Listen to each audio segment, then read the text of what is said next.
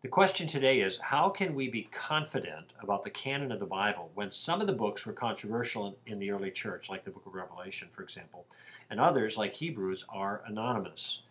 Um, I think the best way to think about this challenge or this question or this issue is seeing canon as a subset of the question of revelation, because, or rather, inspiration.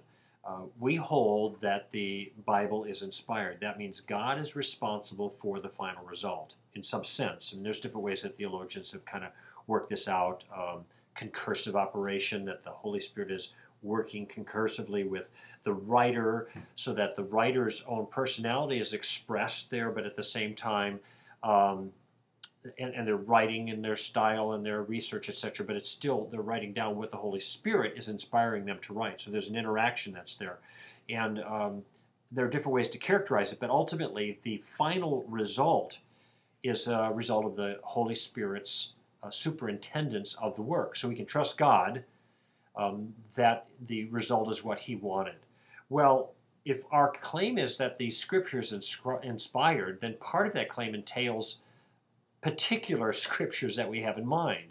So the act of inspiration that God secures with the writer, God's involvement to guarantee the accuracy of the inspired text, is also applied equally to the particular books themselves. So God is involved in inspiring the writers, but also in saving, in a certain sense, for posterity, those books that He actually inspired, and helping the church to know which books there are. So the question of canon, which books are inspired, is just a subset of the broader task of inspiration. If we believe that God, if we have reason to believe that God has secured inerrant texts, then we also, by the same rationale, the sovereignty of God, the power of God, have the confidence that whatever texts that He did so inspire, He also enabled His church to be able to recognize. Now, from a human perspective, there were criteria that they followed, generally speaking, and one of those is apostolic authorship. That was the main one.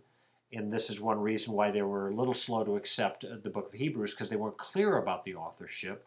Others, like the book of Revelation, there were some other questions about. But ultimately, the church settled on a canon.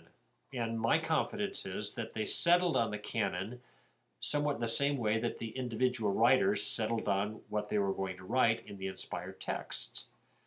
There was a human process involved, but there was a warranty, if you will, of God that He would secure the process, and that we would be receive these texts that He had inspired, not just the line for line inerrancy, but the very books that He wanted us to keep. Because the basic principle is, in my mind, is God doesn't lose His books. If God's responsible for the issue of inspiration, then the collection of inspired books in the canon is another task that He is equally responsible for.